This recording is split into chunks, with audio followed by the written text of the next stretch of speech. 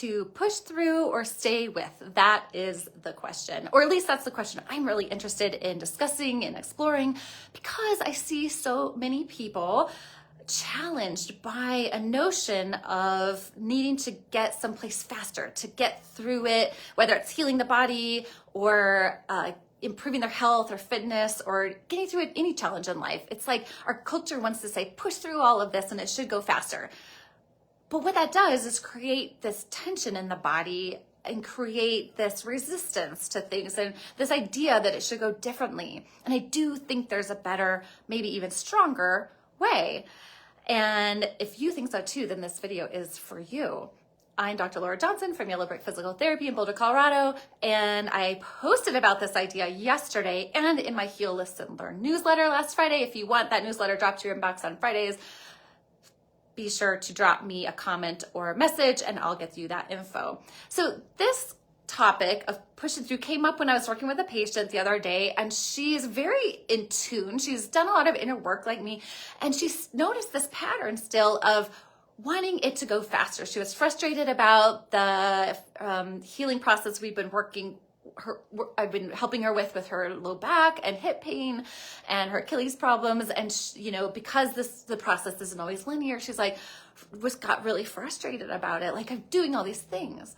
But in our conversation, in our discussion around this, she noticed that she's been kind of going through the motions. She's going, okay, I'm doing everything right.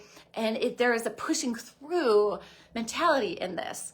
And I know if you're anything like me, you still hear this notion of pushing through. I hear it on social media. I hear it, I've heard it from coaches in my life, push through. And maybe there's a place for this, right? Maybe there is a place for this, but I do think there's a stronger way to approach this, especially as we grow as humans, whether that means aging or getting older or simply growing and becoming more skillful in life, because we're always going to have these challenges. But the difference I see, and well, let me say this too, the words we use are very important, right? So when we're using certain words, they have certain implications. And what I see from the phrase pushing through, for me, that signifies getting through something and ignoring the body. So especially when I was a runner, well, I'm still a runner, but especially when I was running races and pretty fast runner, I was, thinking of it this way, pushing through this pain, pushing through to get to the other side, pushing through to get to this end point, this finish line. And I think we do that in our lives too. Let's get through this thing to the next thing. It's always kind of this means to an end thing, or it can be, right? And I think we get patterned that way because we just want to get over this discomfort and get through to the next thing. But what that does is keep us from really experiencing the totality of what's happening, which sometimes can leave us with stuck patterns because of doing that, if that makes sense. So pushing through can mean getting to the end no matter what, as in ignoring what's happening in your body, especially when it comes to something like training or racing. Okay, I'm going to push through this hard workout, let's say, in order to reach this goal. But if we do that, then we're not taking into account everything that's going on. Let's push through this hard conversation. And we're kind of, we might be half-assing it then, in a way, even if we're, say, working hard. So there's a surface level to that, right? There's a surface level to pushing through. And I'm curious if any of you have heard that, or if that's ingrained in you too, and maybe we are used to it and we don't see it, or we look at it differently or in a certain way now. So what I think is a better, even stronger way, and I say stronger because the weakness in pushing through something lies in this superficiality, that's getting to the end point no matter what, that's ignoring what's happening in yourself emotionally, in yourself physical. When it comes to, say, a hard workout example, that means ignoring what's happening in the body. And I used to do that so much that it got me injured often. Just a couple weeks ago, my foot started hurting. I have some stressful things going on in life. Foot started hurting, and I had to speak up about it, not do the track workout. I was at the track, didn't do the track workout because my foot had started hurting. So getting better at being with all of what's going on. So here's where the strength lies in shifting this pushing through phrase to a staying with phrase.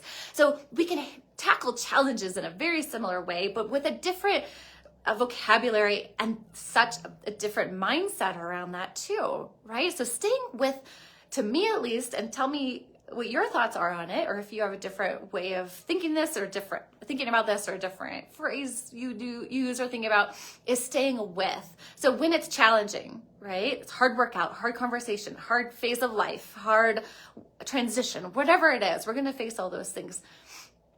Rather than pushing through it, why not stay with it? Because to me, staying with is stronger because it implies including everything, including what's going on in your body, including what's going on in your emotions, including your whole experience. It's very inclusive.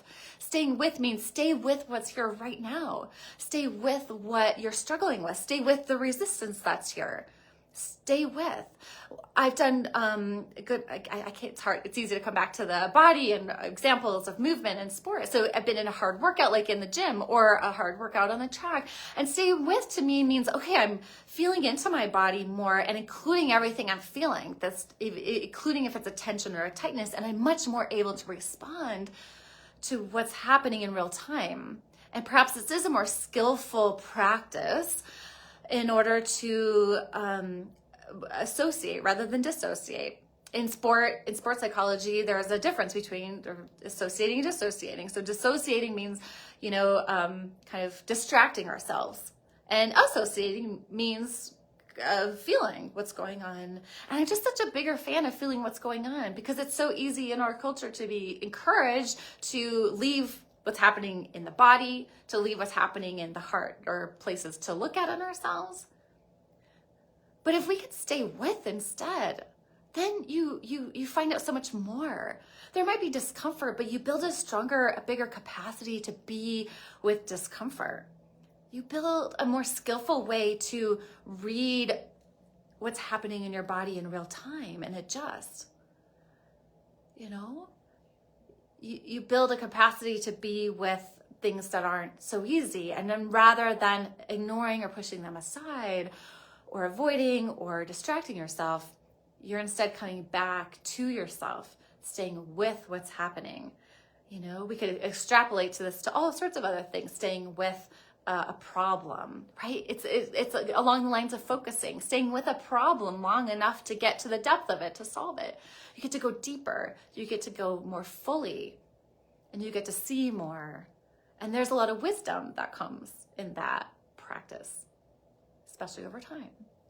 So next time you find yourself wanting to leave or push through or distract yourself or get away, maybe try instead staying with what's happening, staying with the challenge, staying with the discomfort, even if it's not going the way you want it to.